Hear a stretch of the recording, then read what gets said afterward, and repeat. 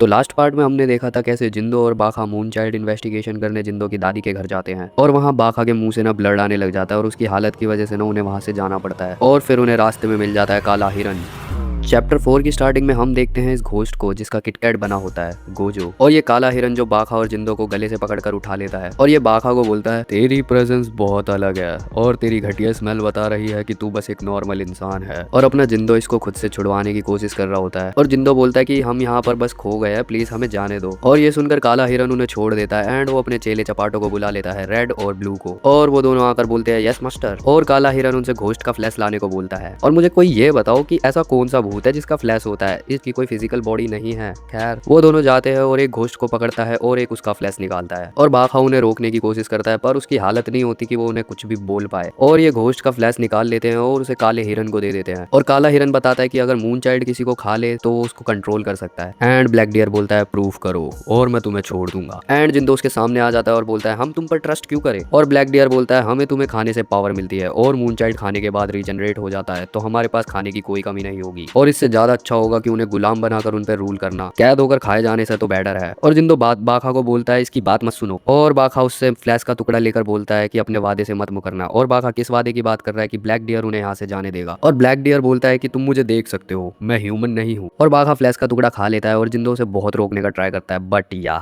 इसने वो फ्लैश का टुकड़ा खा लिया, और फ्लैश खाने के बाद पता नहीं बाखा को ये क्या हो जाता है और जिंदो भी पीछे हट जाता है। एंड फिर बाखा के पास ना वो घोस्ट आने लगती है और वो बोलती है ये फीलिंग अनप्लेजेंट है, एक डेजावू की, एक नेक और इनोसेंट, और मुझे जो भी पता है ये उन सब के मुकाबले बहुत ब्यूटीफुल है, तो मेक मी फील मैं सेफ हूँ बस तुम्हारे देखने से एंड फॉर दैट। और अपना जिंदो ये नहीं देख पाता कि ये घोस्ट बाखा का ब्लड पीने लगती है एंड अपना बाखा ना बेहोश हो जाता है, एंड ये जो भी ब्लैक डियर होता है ये भी वहां से जाने लगता है, और ब्लैक डियर जाने से पहले जिंदो को बताता है कि अपने ब्लड की कुछ बूंदे उसके नहाने के पानी में डाल देना फिर वो स्मेल चली जाएगी, और ब्लैक डियर ये भी बोलता है कि तुम उसे अपनी बातों से नहीं रोक सकते। और फिर हम देखते हैं बाखा के घर को एंड या जिंदो बैठा होता है यहाँ पे, और फिर बाखा को भी होश आ जाता है और जिंदो बाखा से बोलता है तूने अपने रूम की विंडो भी बंद नहीं करी थी, अगर तू ऐसे करेगा तो कोई भी तेरे घर में घुस सकता है। वैसे मुझे यकीन नहीं हो रहा ये घर बाहर से जितना गंदा लगता है ये अंदर से उतना ही साफ है, वैसे क्या तू ठीक है। और बाखा बोलता है मेरे अंदर से ब्लड निकल रहा था, और जिंदो बोलता है कि तुझे बहुत पेन हुआ होगा पर तेरे घाव भर गए हैं तो तू चिंता मत कर। और वो दोनों देखते हैं विंडो पर उसी घोस्ट को, और जिंदो बाखा को बताता है इसने जो भी किया इसके बाद तो मैं इसे अंदर आने नहीं दे सकता था, इसलिए मैंने इसे बाहर रुकने के लिए बोल दिया, और क्या तुझे अपनी हेल्थ में कुछ डिफरेंस नजर आया। और बाखा बोलता है मुझे नहीं पता, और जिंदो बोलता है तो किसको पता होगा, वेल मैं तेरे लिए खाना लाया हूँ तो तू खाना खा और आराम कर, हम मून चाइल्ड से बाद में डील कर लेंगे, और मैंने तेरे लिए ये बॉडी वॉश खरीदा है एंड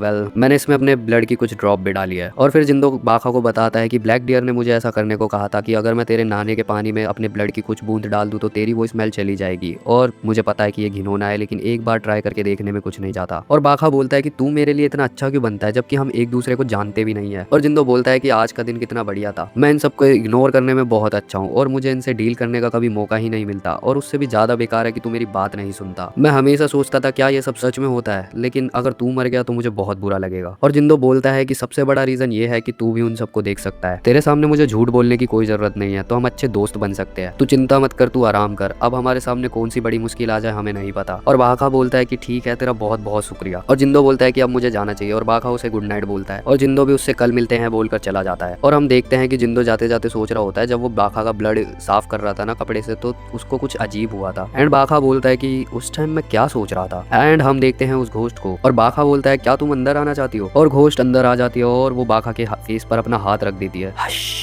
लिटिल बेबी एक शब्द भी मत बोलना, और बाखा बोलता है कि मैं तुम्हारा बेबी नहीं हूँ, और घोस्ट बोलती है नूना मुझे नूना बोलो, और बाखा बोलता है कि ठीक है नूना मुझे प्रॉमिस करो कि तुम मुझे कभी नहीं खाओगी, और नूना बोलती है कि मैं प्रॉमिस करती हूँ मैं तुम्हें कभी नहीं खाऊंगी। एंड मून चाइल्ड का चैप्टर 4 इधर ही एंड हो जाता है। और अगर तुम्हें ये वीडियो और मानवा पसंद आई हो तो चैनल को सब्सक्राइब कर देना और वीडियो को लाइक भी कर देना, और इतना यहाँ क्लिक करके देखो, मैं तुमसे वहीं मिलता हूँ।